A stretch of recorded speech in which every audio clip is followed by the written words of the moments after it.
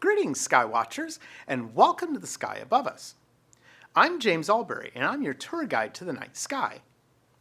As a planetarium director, there's one frustration that has plagued me during my entire career. What am I talking about? Let me show you.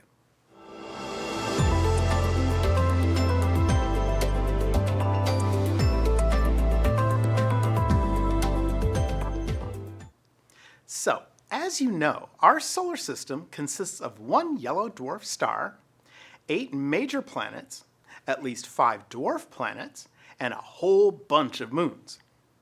But have you ever wondered how many moons there are in our solar system? Well, as a planetarian, the total number of moons in our solar system is a point of constant frustration, at least for me anyway. Because as technology improves, our imaging capability has progressed to where we now have discovered hundreds of moons orbiting the planets, dwarf planets, and even asteroids in our solar system. For the purposes of this episode, we'll speak specifically about the moons that orbit the major planets and the dwarf planets. Let's first start off with the 5 dwarf planets officially recognized as such by the International Astronomical Union, also known as the IAU. The IAU defines a planet as a relatively spherical object that orbits the Sun, has cleared the neighborhood of its orbit, and is not orbiting another planet. Dwarf planets are all those things, except they have not cleared the neighborhood of their orbit. Pluto, the most famous dwarf planet, has 5 moons: Charon, Hydra, Nix, Kerberos, and Styx. Eris, which is about the same size as Pluto, has 1 moon, Dysnomia. Haumea has 2 moons, Namaka and Hiiaka. Makemake has 1 moon, Mk2. And Ceres in the asteroid belt has no moons. As far as the planets go, here's the point where things get crazy. As you know, our planet, Earth, has 1 big round and happy moon informally named Luna. The IAU still calls it the moon. Mercury, the closest planet to the Sun, has no moons. Venus, our sister planet, also has no moons. Now, it may surprise you that Mars, the red planet, has 2 moons. But they're not big, round, and happy like our moon. They're kind of small, ugly, and shaped like potatoes. Those are the moons Phobos and Deimos, named after the sons of the Greek god of war, Ares. Now we have the gas giant planets. Here the numbers of moons start getting ridiculous. Starting with the smallest of the gas giants, Neptune, also known as an ice giant, as of 2024 has 16 known moons. Uranus, the next largest of the giants, has 29 moons as of 2025. Lastly, we have Jupiter and Saturn.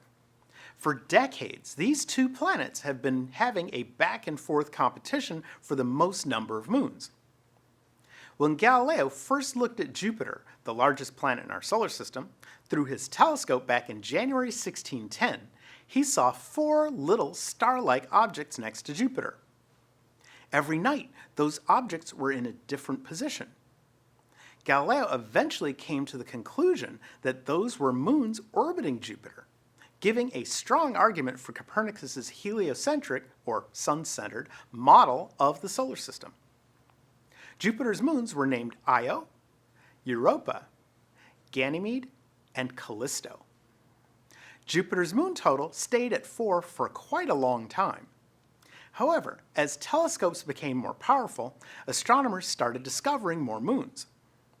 Saturn, the second largest planet in the solar system, not only had rings, but it also had moons.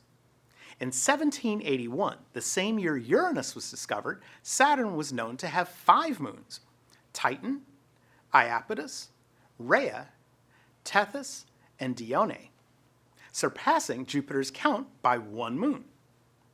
Saturn gained 2 more moons, Mimas and Enceladus, by the time Neptune was discovered in 1845.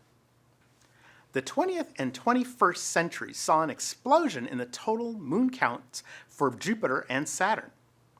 The robotic flybys of both planets by Pioneer, Voyagers 1 and 2, and the orbital reconnaissance of Jupiter by Galileo and Juno, and of Saturn by Cassini have contributed tremendously.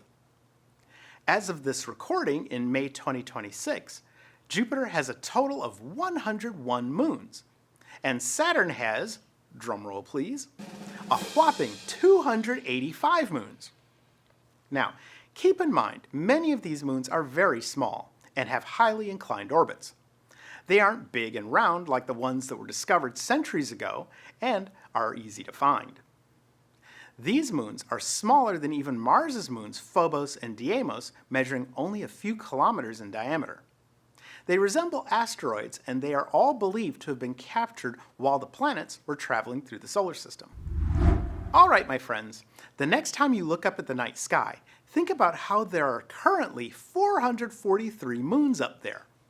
And by the time you watch this episode, that number will probably change. Before you go, visit our website, theskyaboveus.org. From there you can watch previous episodes, listen to the Sky Above Us podcast, get the Sky Above Us merchandise, and you can even ask me an astronomical question that I'll answer in a future episode. So the next time you hear the song, Fly Me to the Moon, it now has so many potential destinations, especially if you remember to keep looking up.